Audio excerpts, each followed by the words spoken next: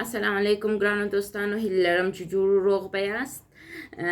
په جنسي رابطه کې د دوارو طرفینو رضایت. تاسو به دغه پلیلیست چې ما نوی جوړ کړ دی، تاسو به اړوند ویډیوګانې لیدلې وي چې ګڼ شمېر ویډیوګانې د جنسي روابطو اړوند وي. د هغوی په ادامه کې نن دا وایم چې تاسو میړو میینه څنګه د جنسي روابطو څخه یو د بل رضایت حاصل کړئ، یا مثلا تاسو مطمئنه سئ چې تاسو میرمن یا میړه د جنسي روابطو څخه راضي دي. مخکې له دې چې تاسو راضي سئ، تاسو کوشش وکړئ چې د زما ویډیوګانې منظمې واورئ. د ویډیوګانو منظم اورېدل ستاسو ته ګڼ شمېر حرفې در زده کوي. تاسو هغه کسان چې زما ویډیوګانې اورېدلي دي، تاسو به حتما د مشترک ژوند اړوند نوي مسایل زده کړي. کله چې ما د مشترک ژوند اړوند درسونه نه وه ویلي، او بیا چې ما درسونه وویل، دا هر شی چې ما زده کاوه ما ته ډېر جالب و. حتما تاسو ته به هم ډېر جالب و او نوي څه مو زده کړي دي. راځو د هغه په دوام کې وایو چې څنګه جنسي رضایت حاصل کړو. د جنسي رضایت حاصلولو لارې چارې څه دي؟ مخکې له دې چې تاسو جنسي رابطه ونیسئ، کوشش وکړئ چې تاسو میړه او میرمن همیشه یو د بل سره تماس ولري، فزیکي. همیشه تاسو میړو میینه کوشش وکړئ چې یو د بل لاسونه لمس کړئ، یو د بل سره مینه ناکې خبرې وکړئ، یو د بل سره حوصله وکړئ. ښځې عموما خلقي مشکلات لري، غصه ورځي، ژر فیصله کوي. نو بیا تاسو د دې خلقي مشکلات کوشش وکړئ چې اول تحمل کړئ. په دویم قدم کې چې راځئ، تاسو ښځې عموما د دې څخه نارینه فشار پر راولي چې ته ولې نه انزال کېږې، ته ولې خوند نه اخلي، ولې تا ته خوند نه درکوي. دا به تاسو اوس زده کړي چې ښځې هر وخت نسي کولی چې انزال سي. کله چې ښځه نه غواړي انزال سي، کله چې د ښځې زړه هیڅ به جنسي رابطې ته نه غواړي، نو تاسو کولی سئ چې چابکه جنسي رابطه ولرئ. چابکه جنسي رابطه یعنې ښځه خوند نه اخلي، نارینه ژر خپل کار خلاصوي او ځینې لرې کېږي. خو دغه علم زده کول د جنسي روابطو اړوند خپله یو رضایت ستاسو په مشترک ژوند کې راولي.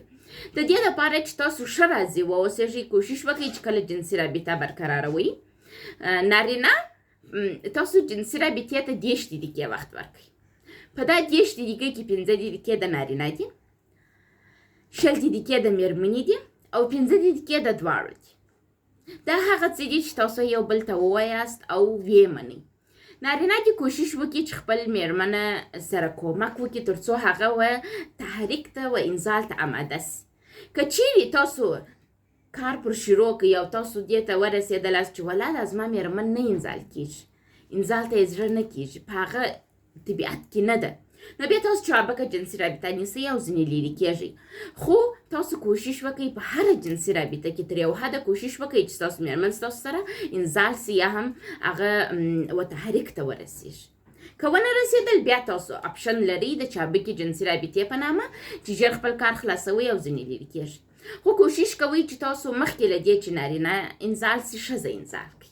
د دې طریقه څه شي ده؟ څه رقم مخکې له دې چې نارینه انزال سي، تاسو ښځه انزال کړئ. تاسو نارینه خپل پر تحریک باندې کنټرول پیدا کړئ.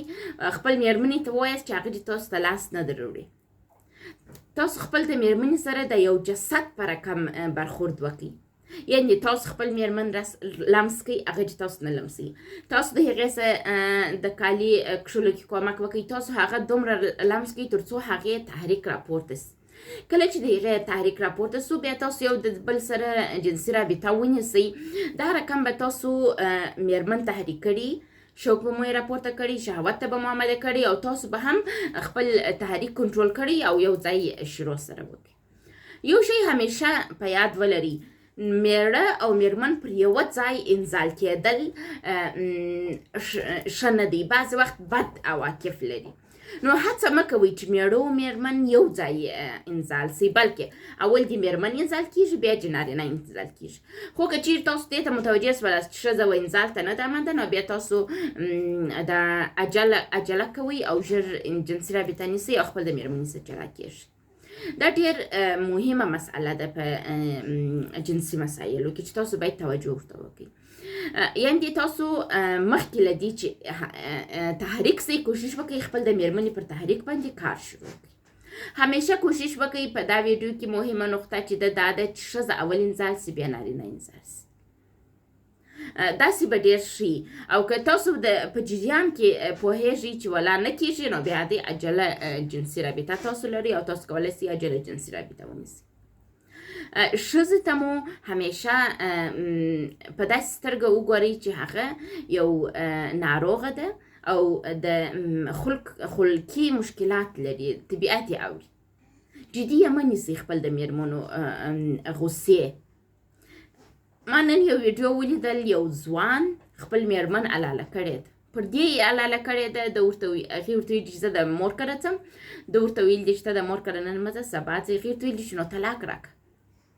نو دی راولاړ سوی دی، هغه یې علاله کړې ده.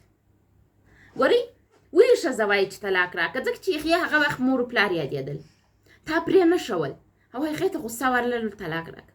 تاسو پوهېږئ د ټولې دنیا نارینه که کوي که ضعیفه وي، ټوله نارینه په دا سره مخ کېږي چې مېرمن یې د ورځې 10 وارې ورته وایي وایي طلاق راکړه. دا عادي خبره ده، دا بده خبره نه ده، یا دا کفر نه دی.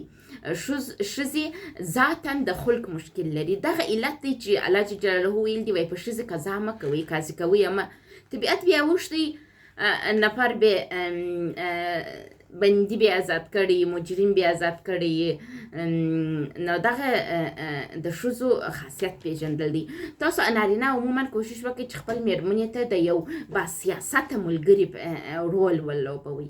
که تاسو خپل سیاست وساتئ، خپل هیبت وساتئ، تاسو د مېرمنې په زړه کې یو قوي شخص جوړېدلی سي او هغه به همیشه ستاسو سره مینه لري. خو که ته خپل هیبت ته لاس ورکړې، ستا هیبت په دغه شیانو د منځه ځي. هغه وایي د مور کره ځم، ته مه ځه. هغه وایي زه دغه شی غواړم، ته وایه. هېڅ وخت ښځې ته لنډ جوابونه مه ورکوئ، کوشش وکړئ اوږده جوابونه ورکړئ. ښځې اوږده جوابونه غواړي.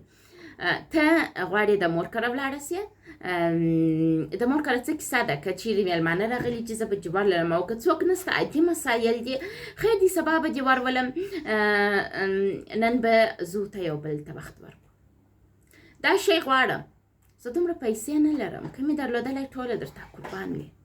کوشش وکړئ خپل خبرو ته صادقانه واوسېږئ. داسې نه چې ته په خوله مېرمنې ته یو څه وایې او عمل بل څه پکې منافقت کوي. دا هم ښځې ځوروي. همیشه کوشش وکړئ چې مېرمنو ته حقیقت عالم وایاست. همیشه خپل مېرمنو ته نتیجه وایاست.